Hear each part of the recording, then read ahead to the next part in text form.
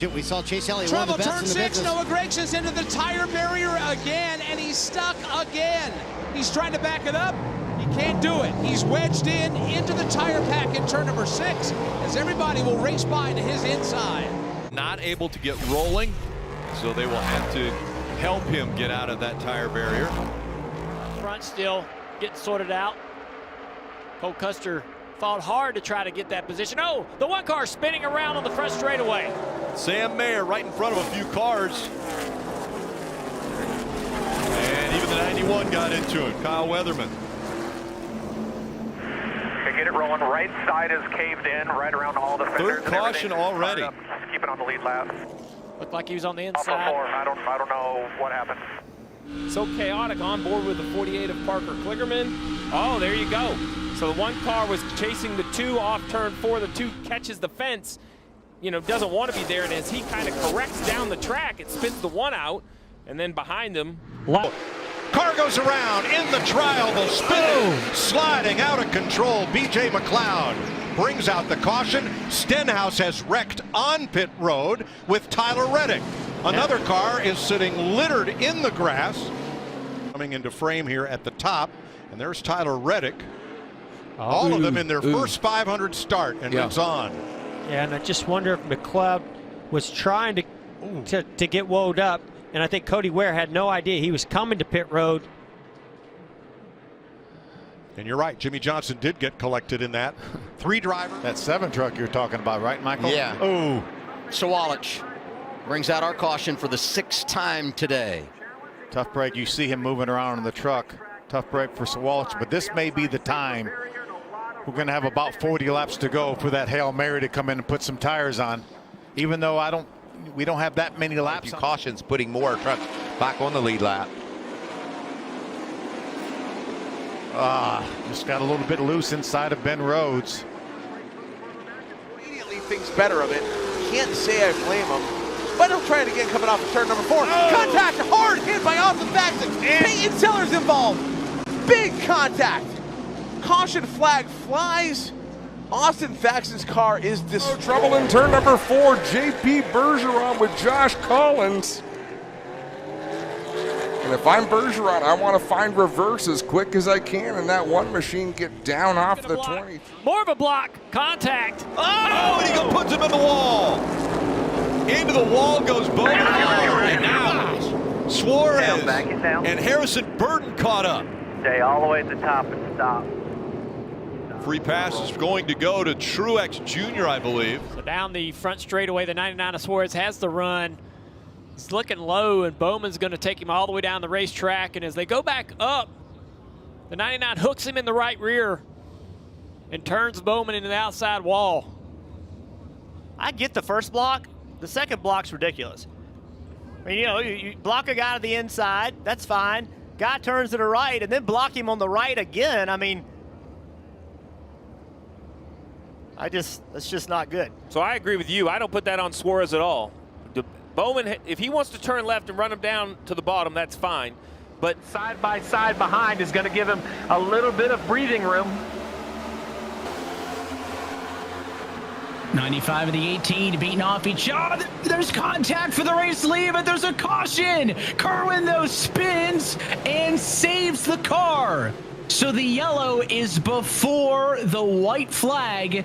And as the yellow came... Casgrala gets it under control. Lots of contact. Cars coming through. Oh, the 7's around in front of the field. A lot of cars piling in. Big damage. The 20.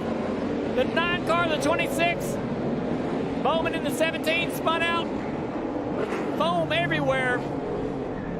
It always happens down here at this part of the racetrack late in the race.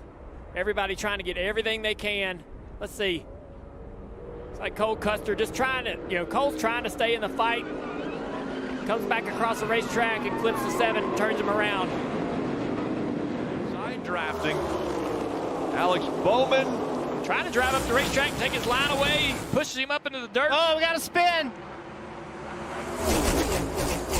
Hard contact. Josh Berry in the 42.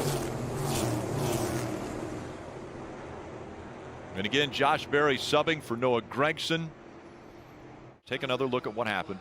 He's just on the bottom of the racetrack, and Corey LaJoie drives under him, but he was already loose before Corey got there. You see him starting to come around.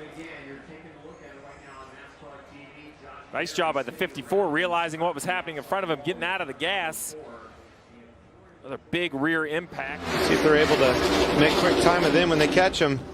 Oh, they're wrecking. big wreck.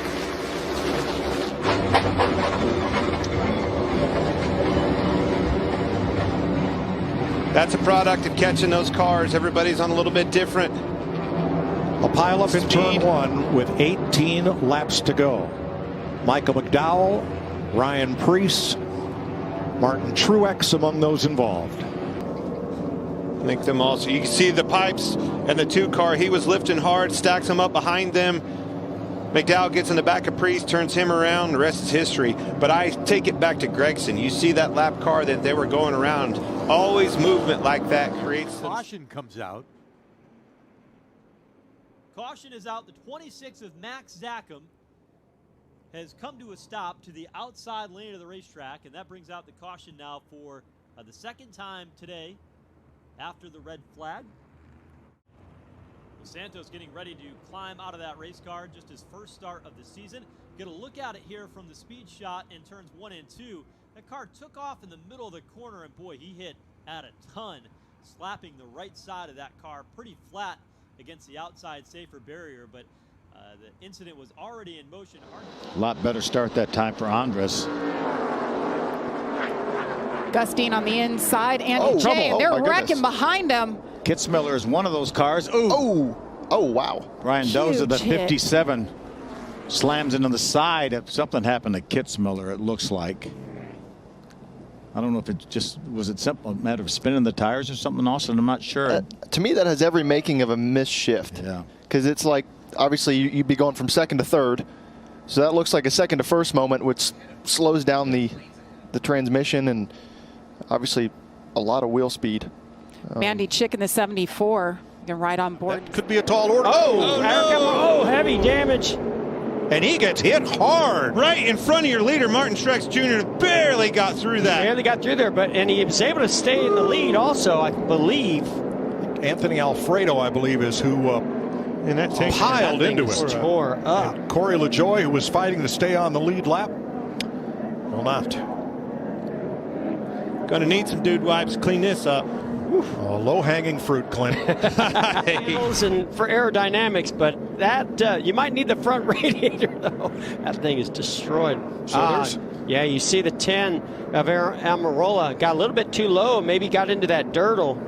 Well, Golovic moved up just a little bit right there and gave him a little bit of room to get his nose in there. He tried it, just not enough. Got up on that dirtle, like you said, and spun out. You can see he was looking underneath of him. I don't think. Yeah, that was actually Stuart Friesen. He was trying to get underneath.